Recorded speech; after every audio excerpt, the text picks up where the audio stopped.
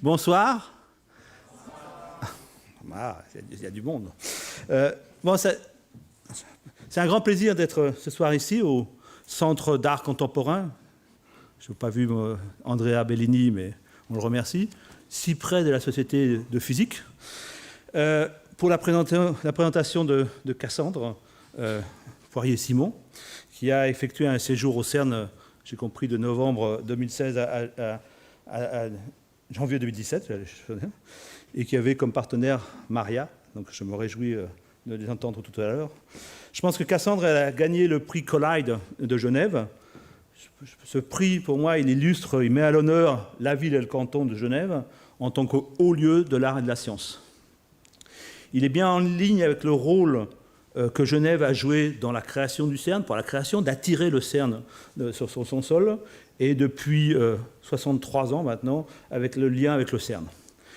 CERN, c'est une organisation internationale, 22 États membres, au service de 13 000 utilisateurs qui viennent du monde entier, mais c'est aussi ancré dans le territoire, sur le canton de Genève, la ville de Genève et la France voisine, l'un à l'autre Savoie. Et ça, on tient beaucoup à cet ancrage ici dans le territoire. Pour moi, c'est une belle illustration, ce prix, du partenariat culturel que le CERN a établi avec la ville et le canton de Genève. Et on voit que c'est la 4e fois que ce prix est financé par la ville et le canton. Il est attribué depuis tous les 2 ans depuis 2010. Je crois que Collide, c'est le programme phare du CERN dans le domaine artistique. Je remercie encore une fois la ville, le canton et la ville qui financent la résidence d'artistes qui vivent dans le canton au CERN. Alors vous allez vous me demander, moi je suis directeur des accélérateurs de la technologie, vous pouvez me demander qu'est-ce que je fais ici à introduire une soirée de cet ordre. Parce que je pense que moi, la physique des particules et ces technologies indispensables à construire nos grands instruments, que sont les accélérateurs, les détecteurs et les grands computers, eh bien, c'est la physique et l'art à la même curiosité de comprendre les lois de la nature et de l'univers que l'art. Je pense que comme il n'y a pas de découverte scientifique sans technologie, il n'y a pas d'art sans techniques, même si l'art et la science ne sont pas seulement réduits à des techniques. Il y a d'autres dimensions, et pour moi, c'est la conscience humaine. J'aime bien la phrase de Paul Klee qui écrivait que l'art ne reproduit pas le visible, il le rend visible. Que fait la science si ce n'est de rendre visible la réalité des constituants intimes de la matière, que sont aussi bien l'infiniment petit que l'infiniment grand.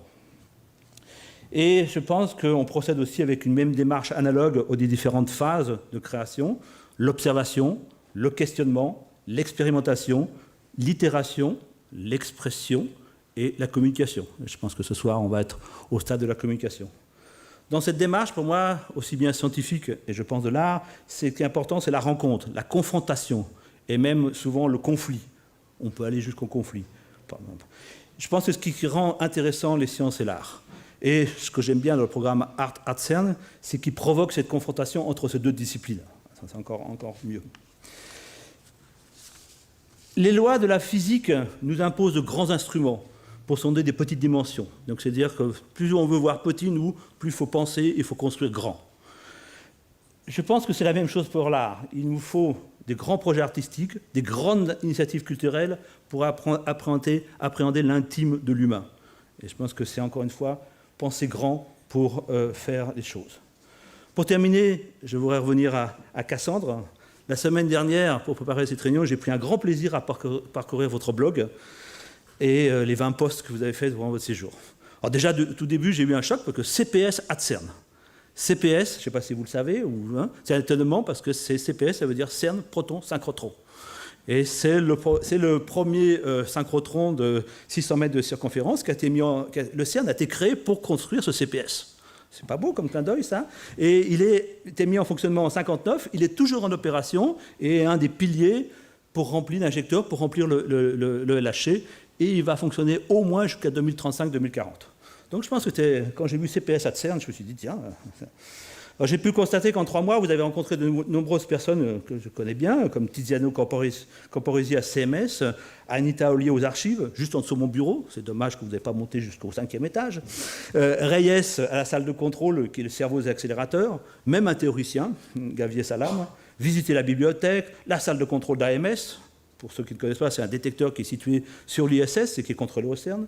AD, Aegis, qui est une expérience où on est en train de regarder si un anti-atome d'hydrogène, il monte ou descend à la gravité. On ne sait toujours pas si un anti-atome monte ou descend à la gravité. Donc des problèmes intéressants qui se regardent.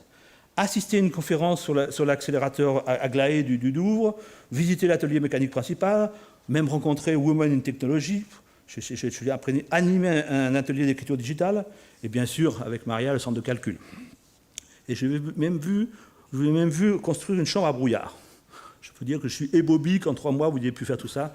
Je dis bravo, et je me suis vraiment impatient d'entendre vos présentations, ainsi que les impressions de Maria de cette expérience. Un grand plaisir, et je vous remercie, et je voudrais passer la parole au canton. Alors, je vais essayer l'Office cantonal de la culture et du sport. Merci.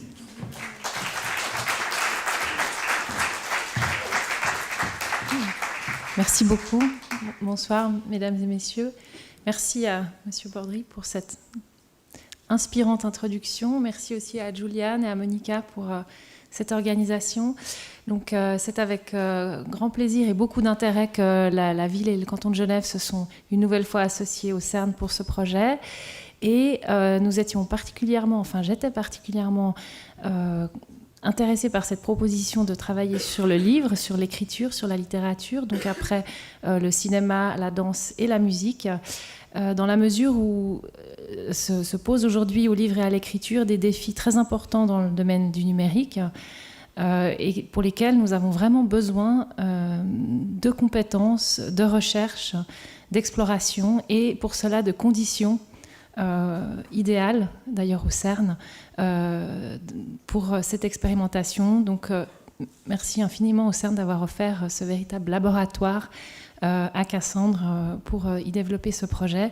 J'étais particulièrement touchée par vos paroles sur l'infiniment grand, l'infiniment petit, parce que je pense que le défi est infiniment grand, mais si on ne commence pas par des projets vraiment précis et effectivement petit, on n'ira nulle part. Et donc, simultanément au lancement de cette bourse, donc en 2015, on a créé aussi Ville et Canton de Genève une bourse pour l'écriture numérique,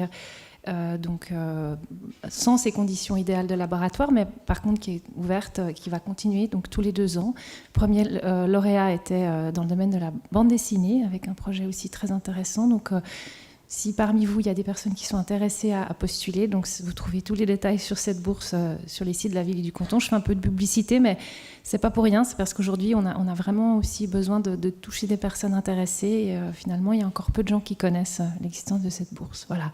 Donc, je vais tout de suite passer la parole à mon collègue, mais vous dire encore que nous sommes ravis aussi de poursuivre cette aventure avec vous à partir de 2018. Dans d'autres domaines. Voilà. Donc je passe la parole à André Valdis de la ville de Genève. Service culturel.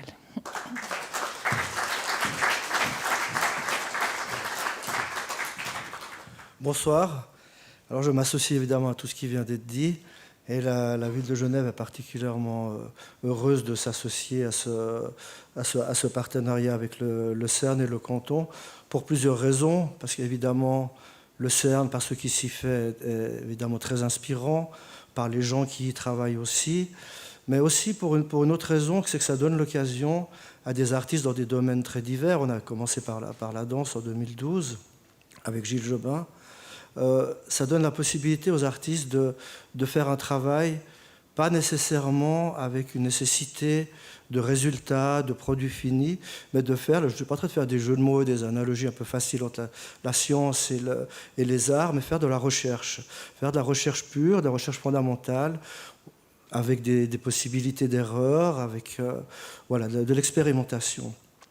Et aujourd'hui, c'est de plus en plus difficile à défendre cet aspect-là du travail artistique, parce que les crédits culturels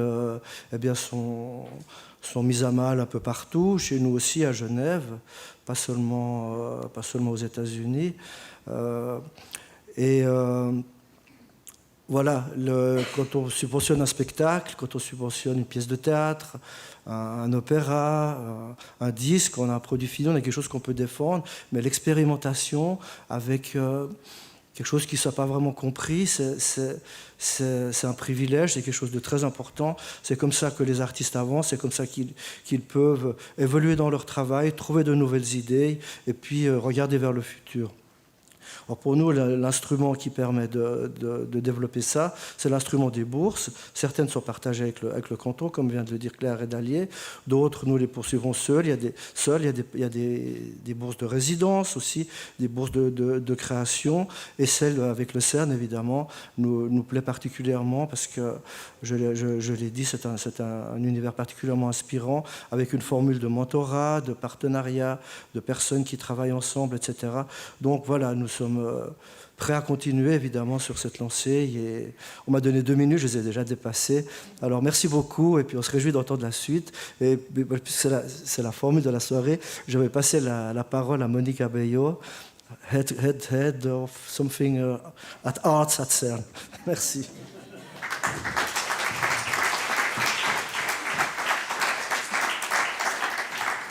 Hello. Well, another thank you. It's great. It's great to have you here. Tonight is we invite you to come to Geneva to celebrate what we've been doing for the last 3 months, 4, 5, sometimes. The period of the residency is 3 months, but sometimes it's prolonged. So it's very, very flexible and fluid process. I wanted to invite you here because to tell you about this process, what we do, how we do it, and what is the reason behind. Arts at CERN started in 2011, and since the beginning we understood that it was very important to make collaborations and partnerships with key partners in the region and as well as internationally. And I take the chance to thank you, the Canton and La Ville, for being with us for the 4th edition now. And it's one of the first partnerships we had. In this occasion, Collide Geneva was dedicated to digital literature. And we also take the chance each edition to see what is happening in the cultural scene of Geneva. And we were advised, and we conclude that was a good framework to set up a residency at CERN because of for many reasons, but there is an obvious one, because there is a huge connection of CERN with the developments and massive achievements in computing in the last 28 years, for instance. So we are here today to say goodbye, but hello to Cassandre Poirier-Simon, you've been working with us for 3 months, between November and January, and with Maria Dimou as scientific partner. Cassandra, you are a writer, designer, and your activities are very plural. It's a wide range of activities that gives you the chance to diversify the way of storytelling, writing, researching and exploring through time, space, memory. And this is what I'm pleased to say that you've been doing at your time at CERN.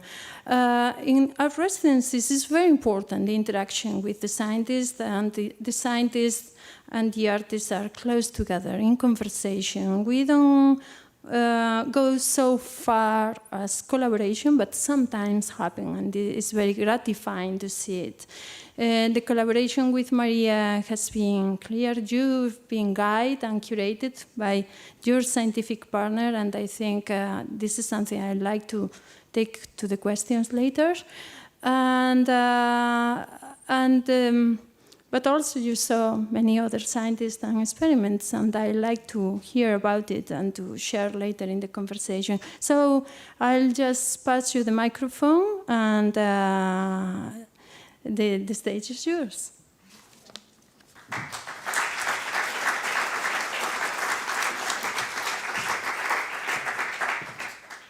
Good evening, everybody, and thank you very much for being here. I am Cassandre Poirier-Simon, an independent interaction designer here in Geneva. Madsen, Myth Numérique, so digital myth in French, is a digital communication agency I founded. Madsen specializes in narrations and digital experiences, and I work with cultural and educational institutions or businesses to help them tell their stories. So I work in different teams depending on the project. I write the story, construct the universes, or adapt clients' stories to a digital experience. And I am particularly interested in the shape stories can take. This shape is linked to our understanding of the world structure. Where are the stories? They are, for example, in books. At the scale of the book object, the reading system is linear. We read line by line, page by page. They can also be on TV, where they are globally perceived linearly also, or in cinema, etc. The stories can also be in discussions. They are built up gradually, so they are a little bit more interactive. And narrative images can, however, be perceived in a more scattered or disseminated manner. But in any case, it is difficult to get out of the linearity of perception. Now, for the content aspect, how do we get out of the linear arrow of time? As we read or look, the actions are combined one with another. There is the before, the now, the after. Initial situation, disruptive element, adventure, resolution, and outcome. But when we tell a story, we also insert our memories or our desires, flashbacks, imaginary futures. The authors play with this arrow of time, displaying actions at different times. And digital media, which are interactive and hybrid, meaning they mix different media, are the perfect vehicle for non-linearity. Let's take the example of a tool similar to the book as the stories container, which you know and which can be read digitally. So in a web browser, we can open several tabs between which we jump. Each of these tabs is a world in itself. Let's take a web page 2000 pixels high, for example. We will not read each item of text that is on it. We can also click on a link and be transported elsewhere before finishing. This web page can also be viewed in 2 minutes if there is only text, or in 20 if there is a video or if text elements open between the lines, pop over, etc. The tablet has a relationship with the landscape. It is a framework on a larger space. In this, it has much more logical relation to the image than with the text. When I came to CERN, I wanted to have another approach to the space-time structure. I wanted to apprehend his space, to map stories into it. Something more fluid and unexpected than the page after page or even tangible structure. We are in digital space. So what do we learn from the world and from human relationships if by stretching out the finger we reach a parallel universe, or if our fingertips have already disappeared in the number of years, if temporality disintegrates? I will now illustrate my point in a peculiar way through 3 projects of mine: Luna's Earth, The Road Companion, and Wristwatch. It will be a little bit like an experiment in Google Street View, and you'll then understand why. So let's begin with a book, but a digital one. We start our journey in China, where the first book of Luna's Earth takes place. Luna and her grandfather are traveling around the world in scientific expeditions inspired by expeditions that really occurred. The first is set in China, where the grandfather goes on an expedition to see the last remaining river dolphins on the Yangtze, and that's why we are here, near the river. Luna's Earth is a saga for teenagers about the environment, published in paper and digital formats. The app shows Luna's universe through a series of continents, each representing a volume of the series and reproducing the country where the story takes place. So the different chapters are located on the map of the continent.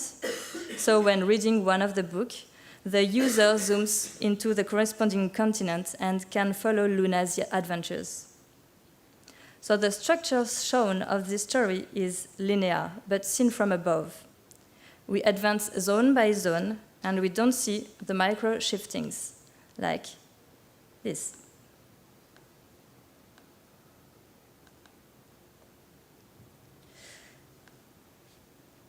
So the next project is Le Compagnon de Route. So we are here in a little road in ℂ𝕠𝕝𝕚, where I grew up.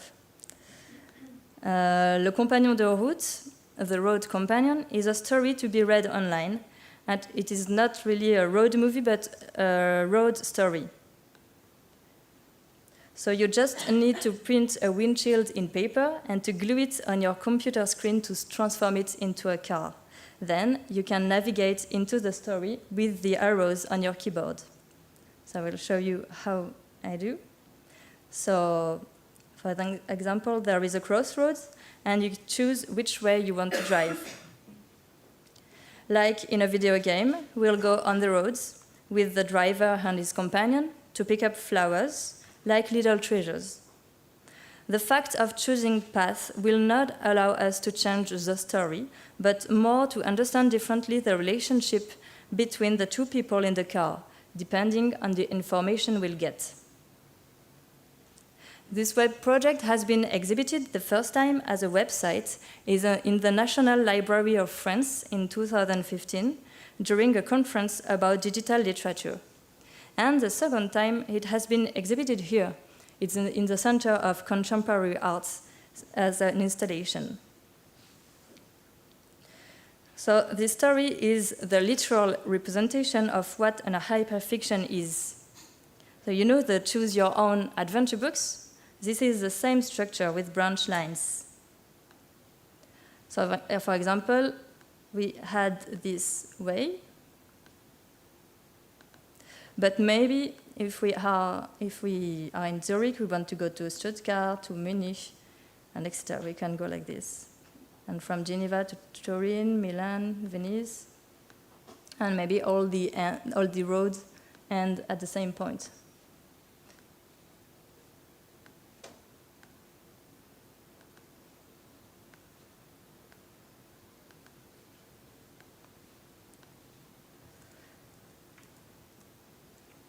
The third project I want to show you is Wristwatch. So here we are in Baselworld, in Basel.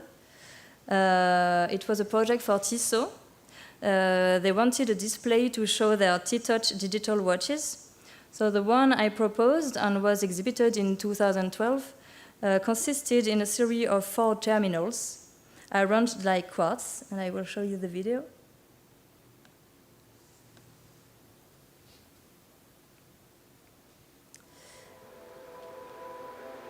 So they were open to the public, and visitors were encouraged to put their hand in each terminal as a mimic of the gesture of looking at their watch.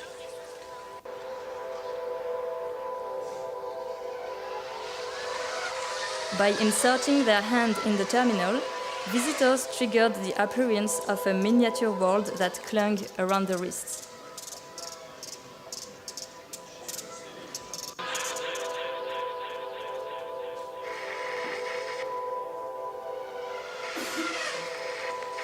So there were different worlds for the sea touch, sailing touch, racing touch, T-Touch experts, and with different stories on them.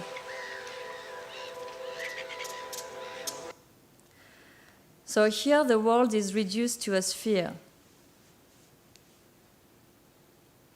like this one.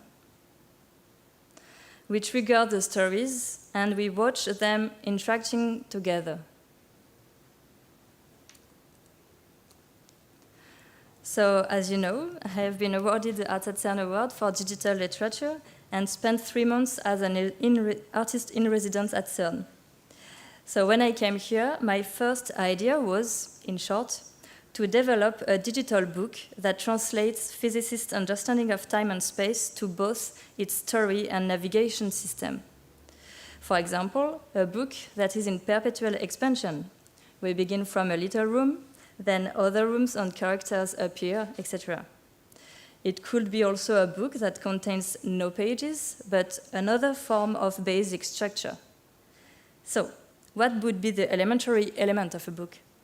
The page, the word, the letter, the ink, or maybe the sounds, or even the meaning, the ideas. It could also be a story where sometimes you can follow an event lasting 1 second, then an event lasting 1,000 years, and where you can zoom in and out of space and time. Once upon a time, there was a princess, then she dies. You can follow during several paragraphs the water in a glass warmed by the sun, then in one line, an entire dynasty has gone extinct. So the residency was about meeting people, speaking and exploring the experiences. At the beginning, I thought it would have been difficult to come to CERN for nearly 3 months without producing anything from what I was learning. Fortunately, I was asked to run a blog, so it's here, cps@cern.adavist.com. So I was able to react to some of the inputs there. And soon came the idea of doing something at CERN. First, to have an exchange and propose something of my own to them. And secondly, to have a longer discussion with scientists as a brainstorming around a precise subject. That's why a writing workshop came to my mind, to pick up impressions, ideas, and space-time representations from the scientists. And I also wanted to propose my vision of writing, which is writing for a specific context and a specific device. You are not writing only text. There is also the reading experience. But what tool could I furnish? I then began to explore the CERN. The spaces there were like theaters for me. And then Clara Dambourlarios, who is here in the room also, she's a physicist working at CERN, she told me that the Google streetcar spent time in CERN photographing the places. I began wondering what it would be like to tell stories or create visits in this space. I met Jean-Yves Lemeur to gain more input on the Invenio software that runs the CERN document server, and that interests me because all the grey literature of the CERN is there. He told me that there was an APA and also a lot of archive pictures of the CERN. So they could really be injected in Google Street View. I spoke also with Maximilien Brice, who took care of the Google Car team in CERN, and explained to me how they did it and how the project developed further. A similar tool has been included in the GIS portal, which is the CERN internal cartographic system. So it's here. But the more usable tool in the short term was Google Street View, because it has an API ready, and also the public can see it, while the GIS is restricted to people inside CERN. So the workshop, it was called Thinking Alice. So I'm more accustomed to longer workshops, but here the 2 times 3 hours duration that I wanted to propose was too much commitment, so we reduced this to 2 hours. There were 12 participants, and they worked in 3-people teams. I proposed that they use Google Street View as a playground where they'll place their stories. Since we didn't have much time, I asked them to jump on the first idea they had. So I will now present you the 4 projects. Past building blocks of the future. So the team was composed by Tamara Vasquez-Schroeder, Melissa Gaillard, and Nicole Kremel. As I will read you the note written by Tamara. So the physics that can be done nowadays at CERN is only conceivable thanks to the gigantic breakthroughs that previous scientists have made in the understanding of nature.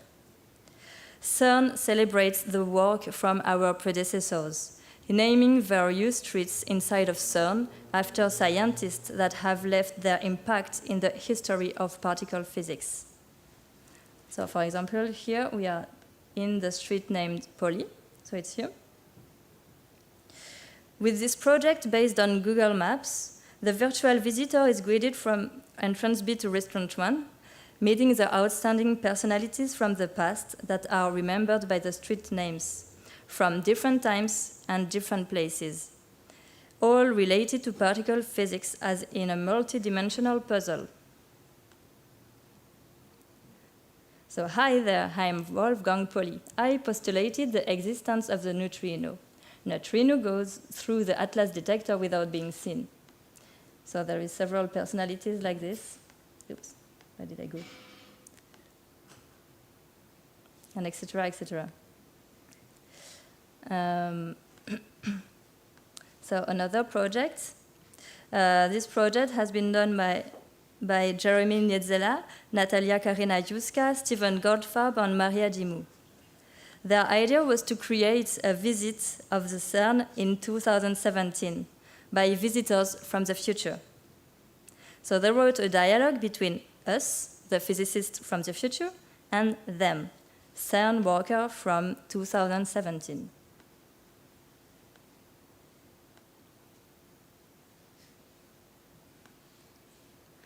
So, for example, welcome to CERN. Are you here for a visit? Well, we've been here already. What year are we in? 2017. What kind of question is this? Is CERN a particle physics lab still? Yes. What did you expect? Well, we finished with particle physics around 2165. What do you mean by that? We figured it all out, but you'll get there. So, show us an experiment. I suggest you go across the street to the globe and meet my friend who will show you Atlas. Okay, see you soon. And then we continue. So we learn a lot of interesting things. And also that Alice discovered via their research in the gluon plasma the explanation of dark matter and dark energy. This is called the White Rabbit discovery, because it's Alice, that allows for reaching places through teleportation, so into the rabbit holes. The third project has been done by Heather Gray, Kitty Lay, and Anna Short. So I will show you a video demo they have done. So they said, our final idea was to collect pieces around CERN, which lead us to a physics theme. The idea behind it is to have an interactive and entertaining approach to capture interest.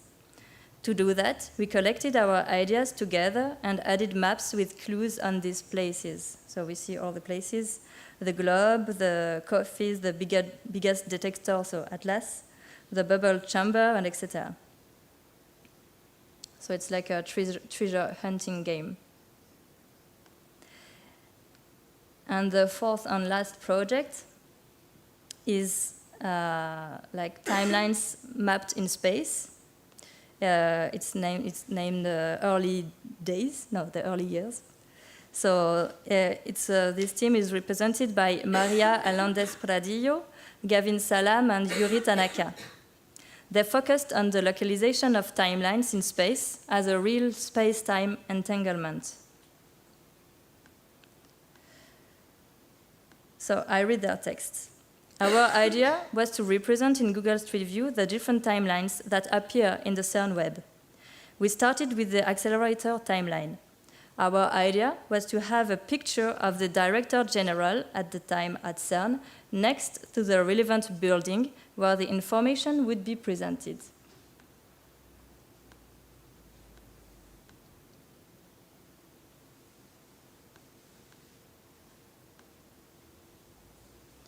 It may be a direct answer to a question I asked at the beginning. How can we build a map by integrating the notion of time?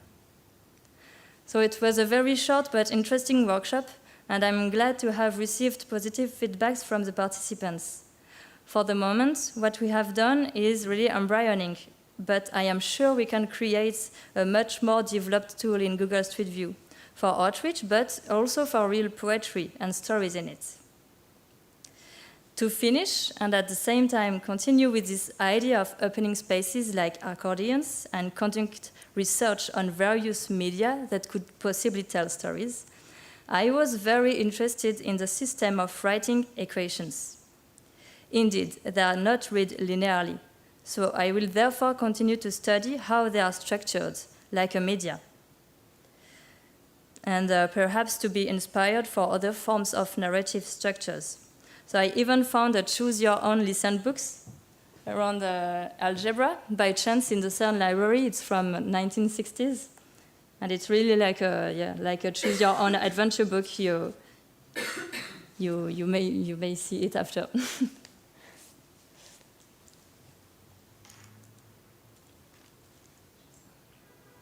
So let me now present Maria Dimou. She was one of the workshop participants, but she was also from the other side. I had the chance to have her as my scientific partner, and she helped me a lot to organize the workshop and to meet the people I wanted to speak with. We saw each other every week of my residency. She has been working for many years on the worldwide LHC computing grid, and at the beginning I was very interested also by the near data deluge and all the consequences it would imply. She also helped evangelize this crazy thing that is the volunteer computing via short technical videos in her IT e-learning project, but she will tell you more about all of this.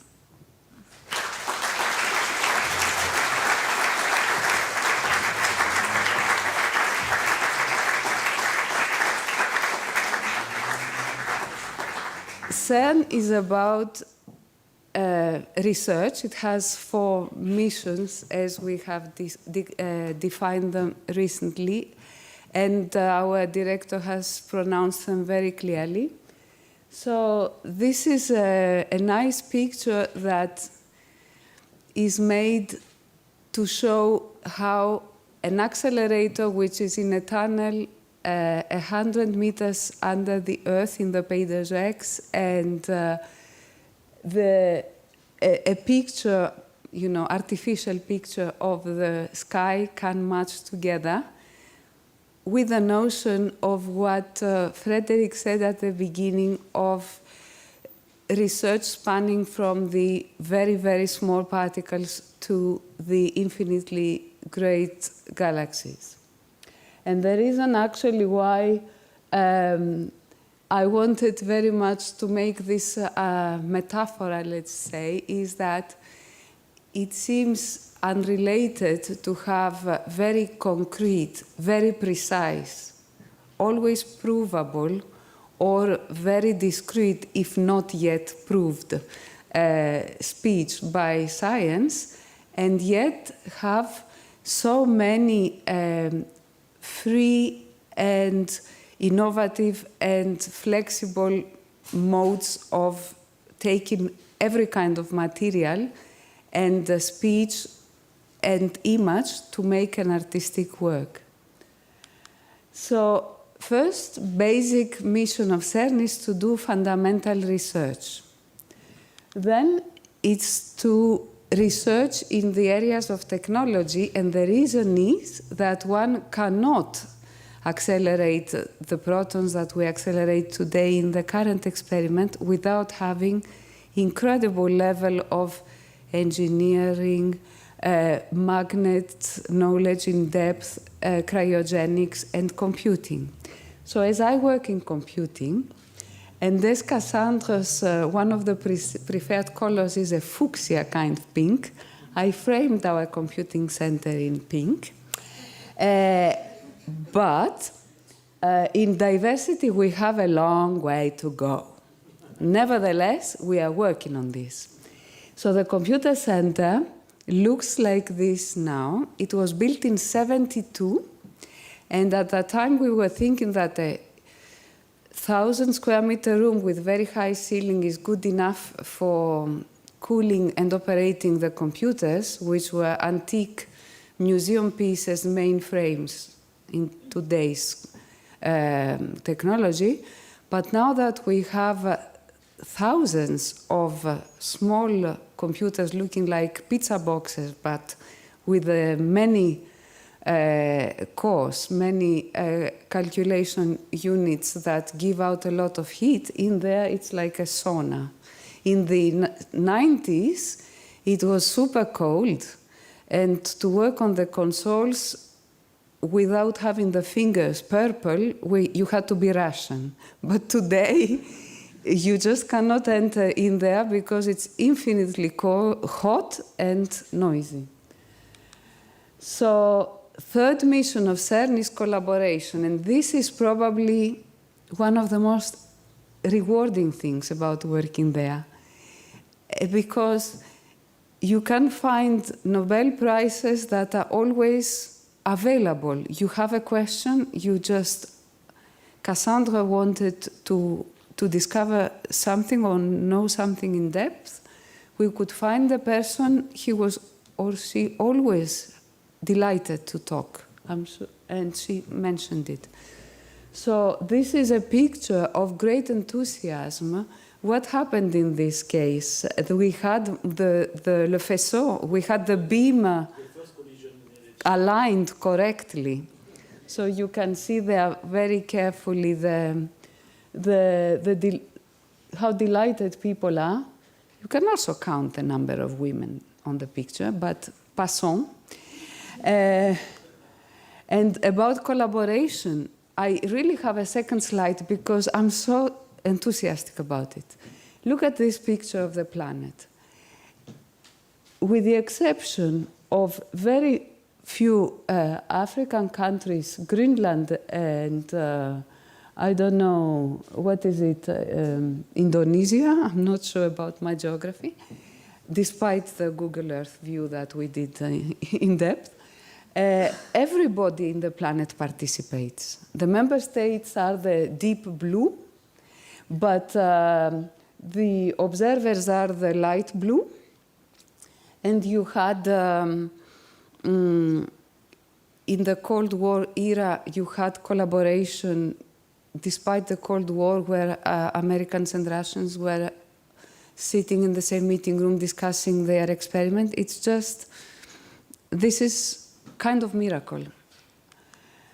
And the last mission of CERN is about education, and this is what gives all this youth and innovation and the students who come and work with us, and the new ideas they bring, and the new things they take back about not only what physics is at CERN and what computing is at CERN and what engineering is at CERN, but also about how people can work together and have totally different cultures nevertheless.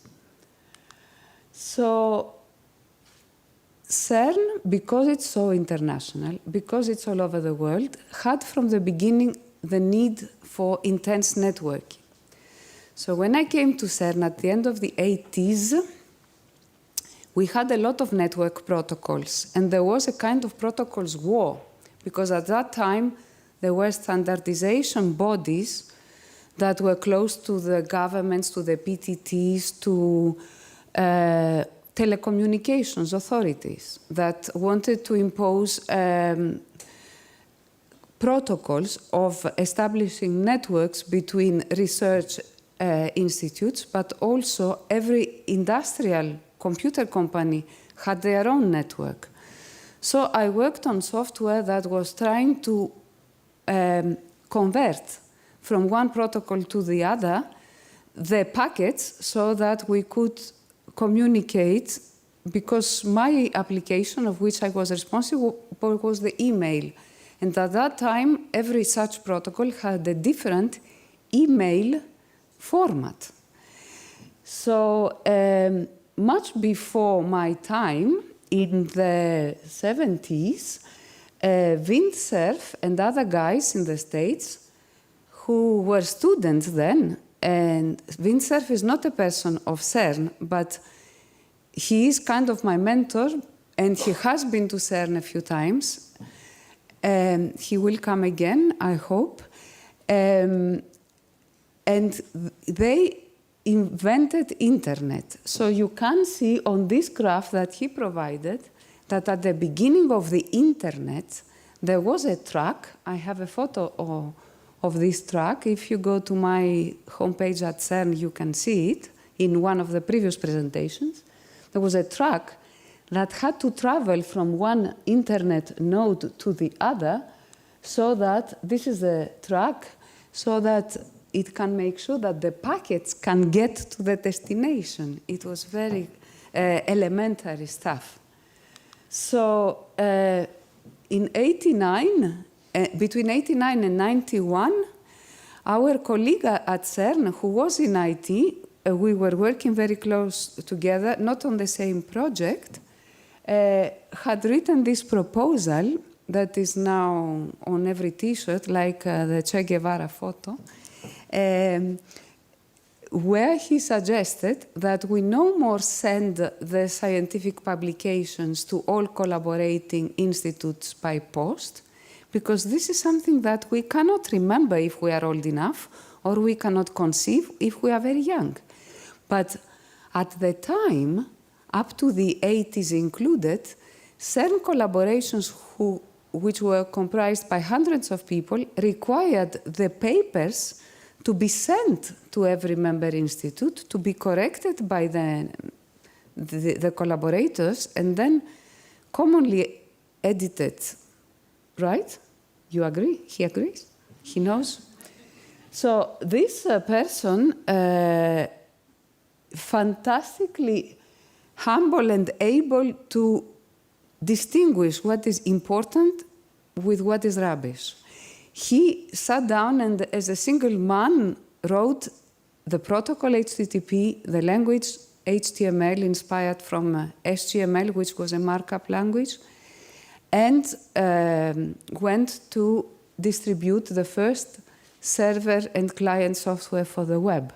And I remember the time he said when only the first web server at CERN was hardly configured, that he doesn't want to be rich, he wants to be famous. So some dreams come true. So then, after we understood that computing is necessary because the experiments get larger and larger, as the machine has to be more and more complex for its construction and operation, we had to make projects that strip from the physicist's souci, worry, the difficulty of understanding all underlying tools for reading events, displaying them on their computer. Event is, in our jargon, the result of a collision. So we had many hundreds of people collaborated in writing what we call the grid middleware. Why did we call this project grid? Because we hoped it will be like the plug on the wall where you can plug a toaster or you can plug a computer or any device. And the grid would be like the electric grid of the city where you don't care how it got to the plug. So we are not as plug and play because it's a complex kind of middleware, a complex layer, but still what happens is true that there are hundreds of collaborating institutes and universities. They are in a hierarchy depending on how much they can contribute in terms of computer center availability and complexity. And you have at any moment many, many hundreds of thousands of jobs, of programs run simultaneously in the world thanks to this grid software. So that story of the internet, the web, and the grid was just to explain that somebody who is recycled, like me, from a physicist into an IT person, does not do IT in the way that an IBM IT person does it. I mention IBM because I worked there right after university. So there are experiments and there are challenges for the people in CERN experiments and IT that are very complicated. For example, with RAN2, now that we start again taking data real soon now, we expect to have 40 billion bytes per year. And I was looking for an analogy from other aspects of our life. All the written works that mankind ever published from the beginning of written works existing is a bit more than this. So there are also all these aspects that Cassandra mentioned. The data preservation, what do we do with data that we knew how to handle in the 80s, and now the computers, the tapes, the disks, the programs, the programming languages no more exist. Documentation, digital libraries, software we develop for other projects to put their data on. And all of the aspects of education, which are one of our 4 missions and which are very dear to my heart, hence interest very much in the Arts at CERN project, responsibility in academic training, and in e-learning. So why from the beginning of this project, as Monica said, 2011, I was very, very interested in being involved and participating at the times that I could be useful. Because I really believe that art makes life worth living, because via art, I think we can discover beauty, whereas science makes us live free, because only with science and applying logic and requiring proof, we can be free from swallowing any rubbish propaganda that can be thrown at us. I also was reading recently, I don't know the author, I saw all her books after I read the close, that a creative adult is a child who survived. And I believe this because when we have been restricted and restricted so many for decades in our lives, we have our wings of creativity chopped. And from that point of view, complex discoveries for us as scientists require the creativity that the artists allow themselves to live with and deploy every day of their life. So there is a complementarity that we absolutely need. And in the discussions we had with Cassandre, in things I have observed before with the dancers, we are so analytic. Sometimes it takes so long to understand all possible parameters of a situation, and the artists are so synthetic. It's like a super powerful vacuum cleaner. I mean, you give their 5 elements, they have absorbed them, and they have made something new out of them. It's admirable. So, and with my other work and role with academic training at CERN, for example, I have seen other disciplines. In addition to physics, in addition to computing, and in addition to the branches of art that I managed to come across with. It's not possible today for things as complex as the origin of dark matter that we can advance only by sticking into the way we can think in our discipline. It's not possible. Because as the preface of one programming book, the C++ Bible, which is a programming language we use a lot, says language determines what you can think of. And I believe this is true, and I believe it applies to the branch of every profession. We can think of several alternatives if we know physics very well, but we need these other points of view to advance in unknown areas. And as a proof of that, I'm not going to quote Paul Klee because Freddie already did it. But I didn't send him the slides, nor did he send me his speech. So you see that we all agree there. The story of the beauty is in the eye of the beholder is what I want to show next. You will have the possibility to look at Cassandre's blog offline. It was mentioned here twice already. But I just want to show you some of the pictures here so that you can see how we at CERN were always saying, well, c'est moche, mais on s'y est habitué, sort of patience. Whereas Cassandre came at Christmas and took some photos, and you look at them and you are ému, you are sort of moved, because they contain worlds within the simple photographed item. You can see things that are there from reflection in the grass. You can see a ladder that goes to heaven, and it's sort of like, for me, it was like a picture that shows the devotion of most people who work there. Of course, it's like every other workplace in the earth. There are all kinds of people, but there is such a majority of devotion to the projects that it's sort of sublimination de l'environnement.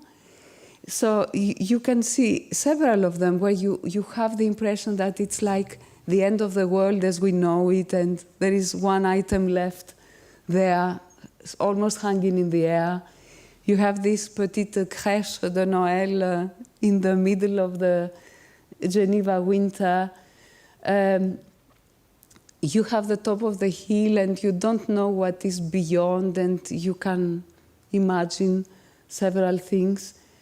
This one reminded me a lot of Peter Doyle, an artist that was exposed in the Beyeler in Basel last year.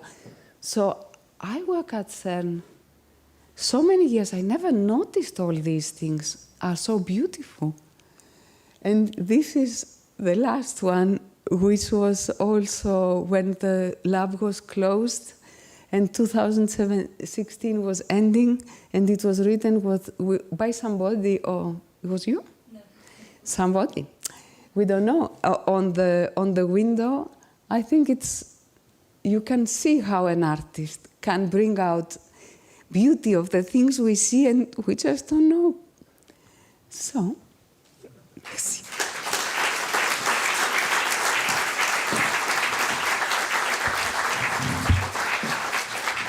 Really inspiring and amazing presentations and remarks about the work you've been doing at CERN, and as well as the history. It's really nice to see this timeline, how the thinking progresses and evolves in collaborations.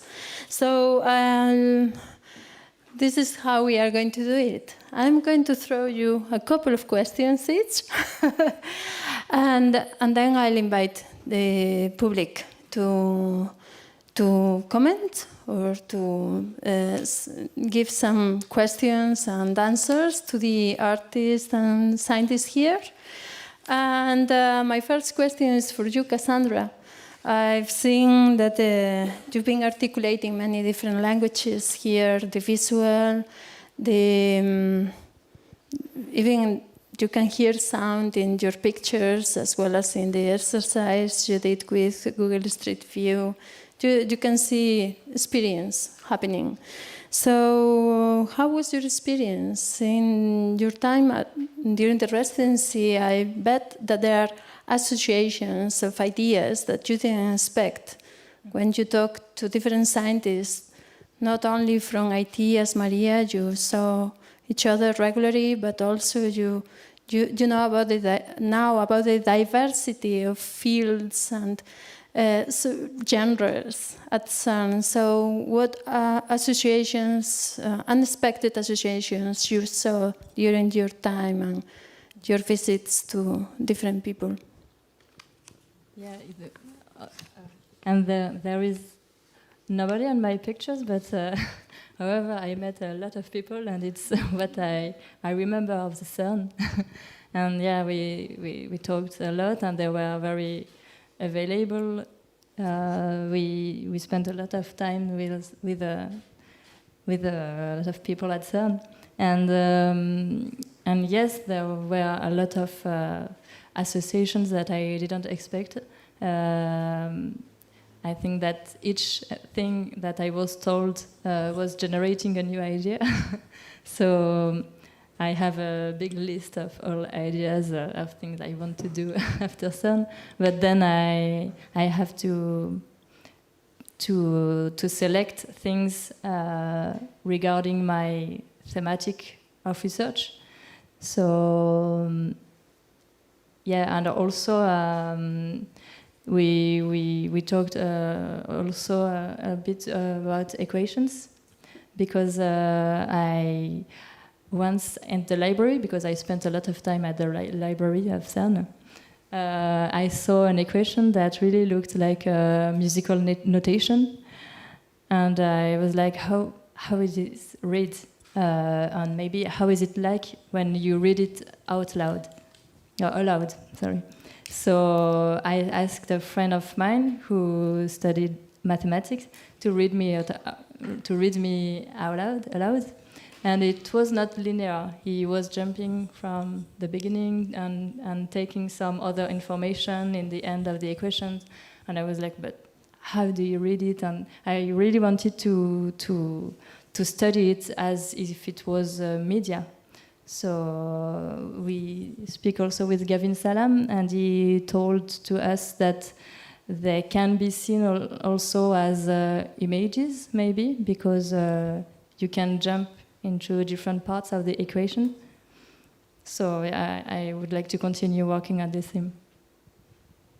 So this is something that there are just only one thing you would like to follow, or a thread, or do you have many ideas just jumping and going like, pick me?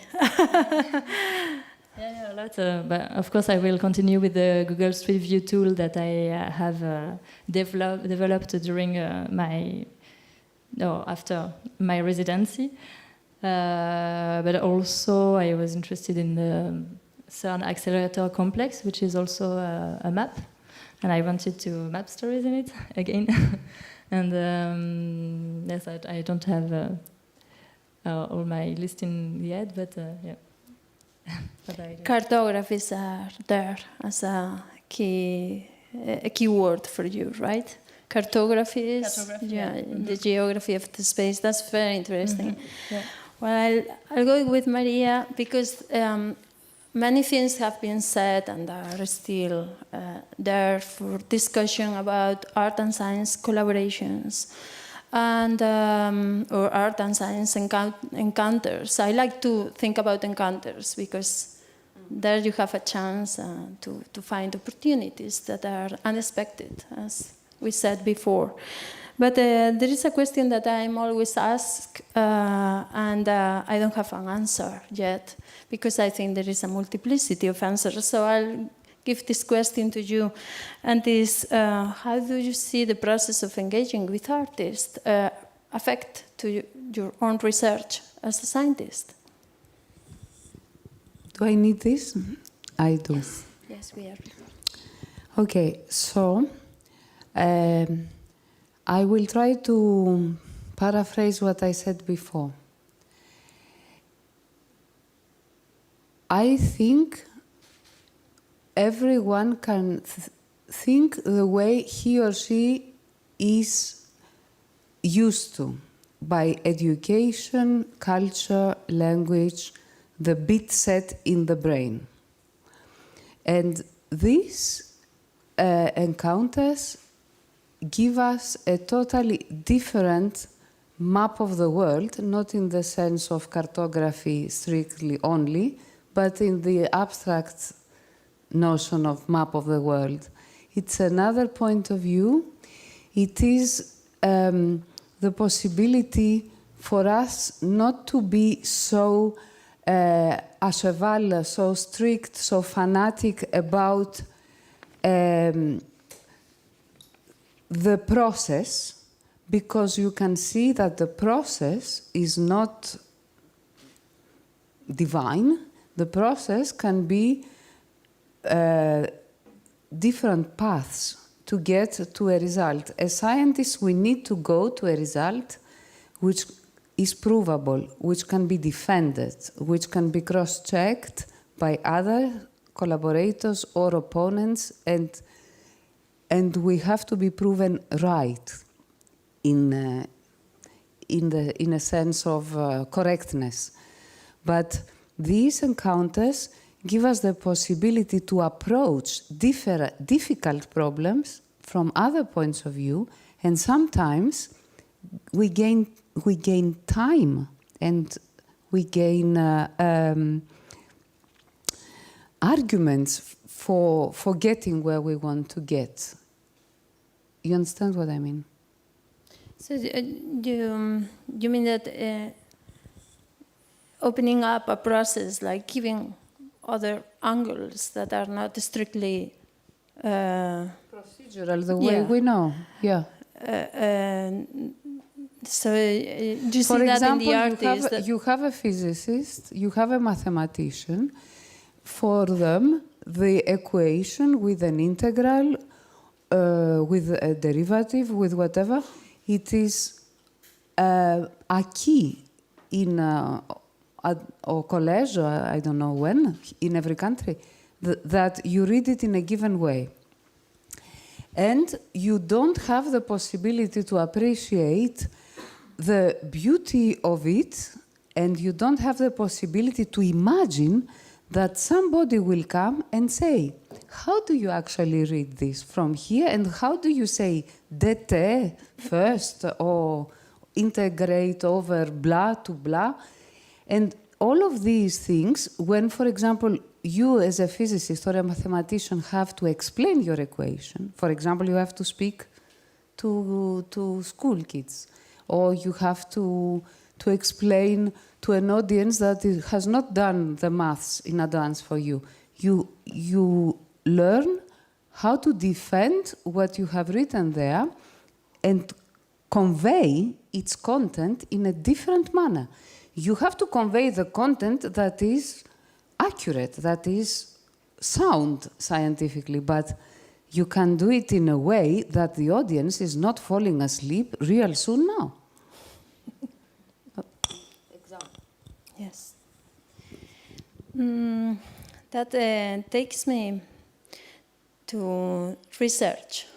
Research is a word that we repeat ourselves. We are researching, investigating. It's obvious that scientists do that all the time. At CERN, you are researching, you have a methodology. There is a scientific methodology that you deal with. But in the arts, in the last decades, we listen to the research-focused arts. So how do you see in your own practice as a researcher, investigator? Before you said that you were going to miss to be more hands-on in 3 months residencies dedicated just for research. So how do you deal with this dichotomy between research-based art and production-based art? Yeah, it's a difficult question for art because, well, research in art, it's a big question. We are producing also. We are researching by producing at the same time than researching by, looking for other people's projects or or reading theory on our problematics. And also I don't know why or at what point we are focusing on one thematic, because we are not asked by anybody to research on a certain point. But then it began to be like an obsession. I want to work on a narrative structure, and then I see all the world in this point of view, and I will then research by proposing some experimentations on some point of view on this, and maybe to be implemented after on other projects, and of course not only art project but interdisciplinary project. So yeah, briefly. I think we are running a bit out of time, so I'll pass the microphone to the audience. If you have any comments or questions, remarks, please. Julian has the microphone.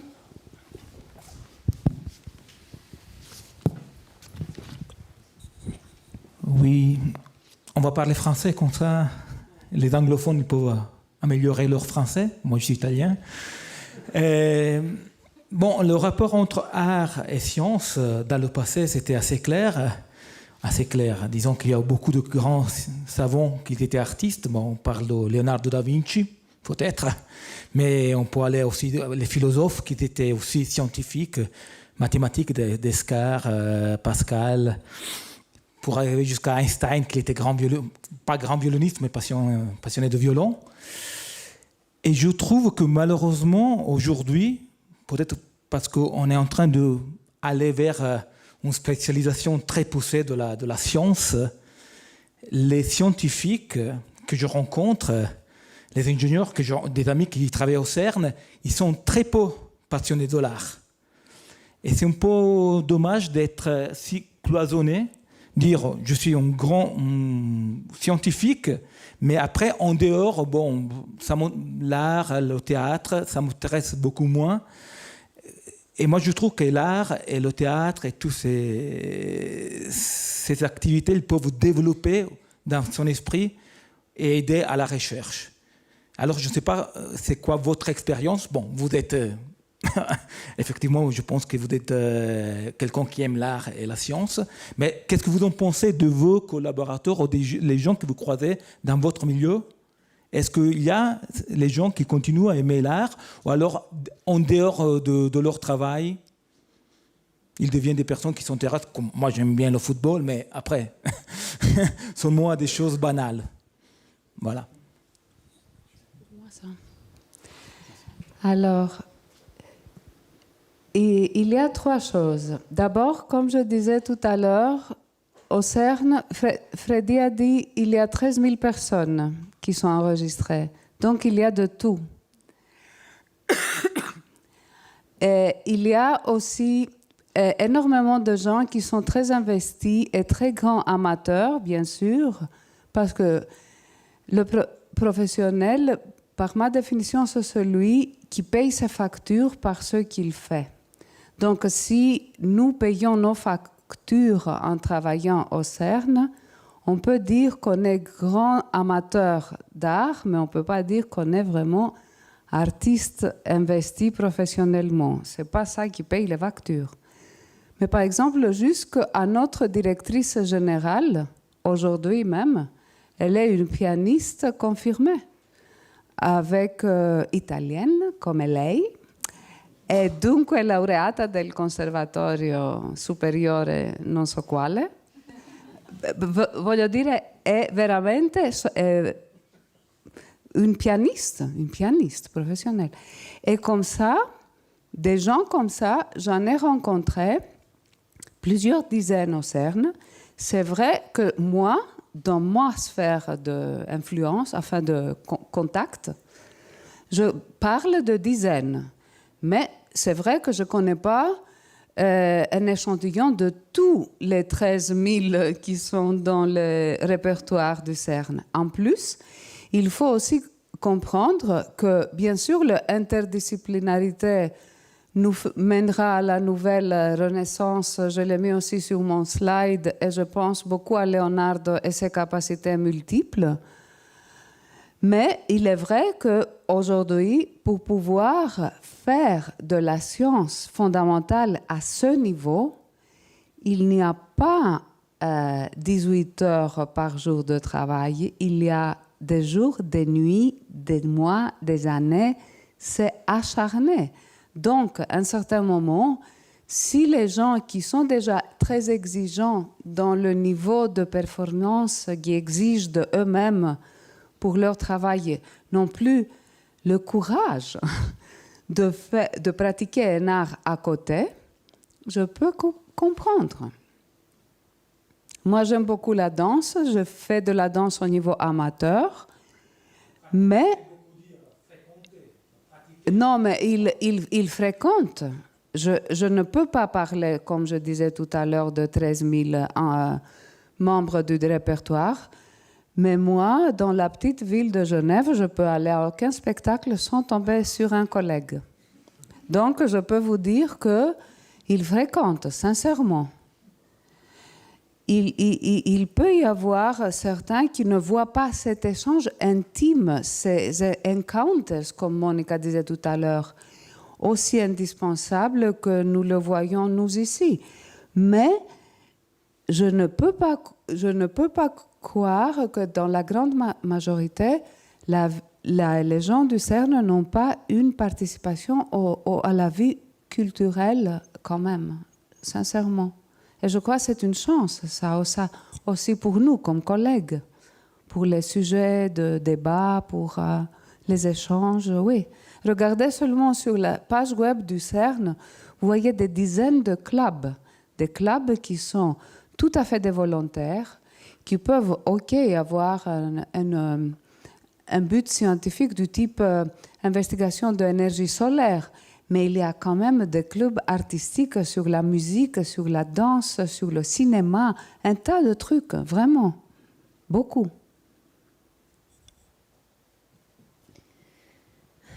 Another question?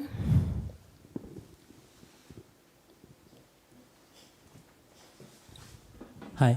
So that was really incredible, by the way. One of the things that I wanted to ask is you worked there for 3 months, and a lot of the time you were probably trying to talk to physicists or getting these questions answered. As a physicist working there, the thing I'd ask you is, what is the biggest difference between the way that we work and the way that you work?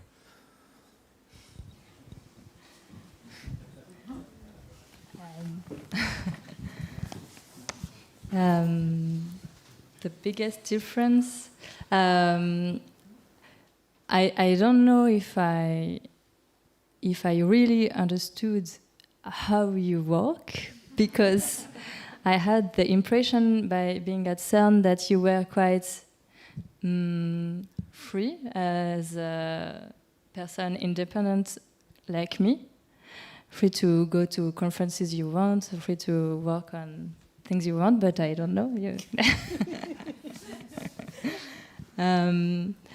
But yeah, maybe the biggest difference is in part what I said before, that I was not asked to work on a certain problematic. However, it is linked to the context and to. I think that those days it is interesting to work on the narration and storytelling with the digital media, because it's there and it's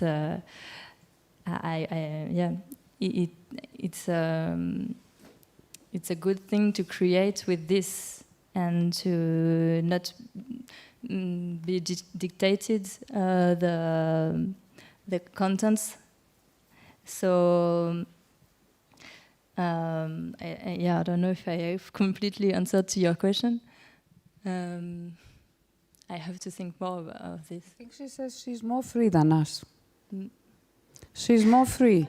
She's equally dedicated, but she has the difficult task to find the idea out of the blue, whereas we are led to investigate something, and then we can squeeze ourselves to find results, but we have a general direction.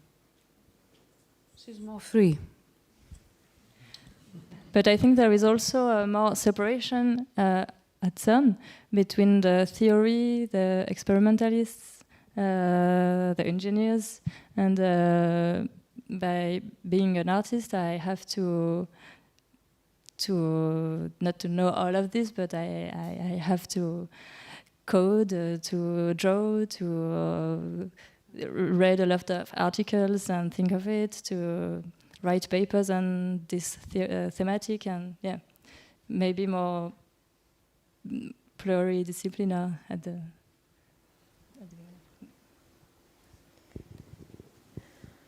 Another question down there.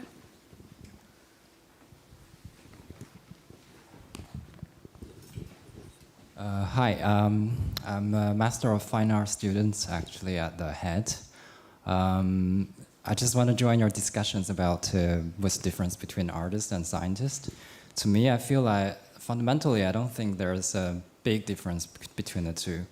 Because if we say artist has freedom, as Cassandra said, we also have the limits in our domain, especially if you're a professional artist. There are art markets which already limit your choices of doing and how you think. And for scientists, you have the same problem. But if we say artists got creativity, but I think scientists also have the creativity in your domain. So there was a German artist and theorist, actually, it's called Bayer. Can't exactly recall his family name, but he once said everybody is artist. Doesn't mean everybody will do like theater, play, or to paint, to draw, but it means we're all artists in our domain, in our expertise. If you're a scientist, you're an artist in the science. If you're a chef, you're the artist in the cooking. So, so what I study actually, and also my classmate, we study socially engaged art. What we're trying to do is really trying to kind of unleash everybody's, these fundamental things, kind of unleash your artistic nature, come out of your domain, and let's try to work together and see what kind of knowledge we can build up based on this activities together.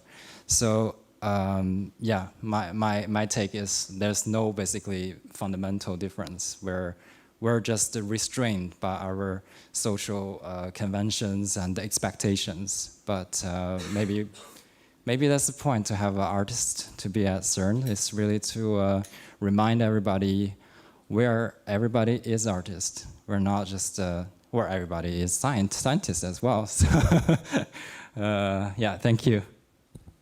Thank you very much. I think we'll have to leave it here with this big idea about being an artist, being supported by creativity and curiosity, which I think resumes what art and science is altogether. Please bear with us. There is a drink reception to end up this evening. And thank you again for coming. Bye.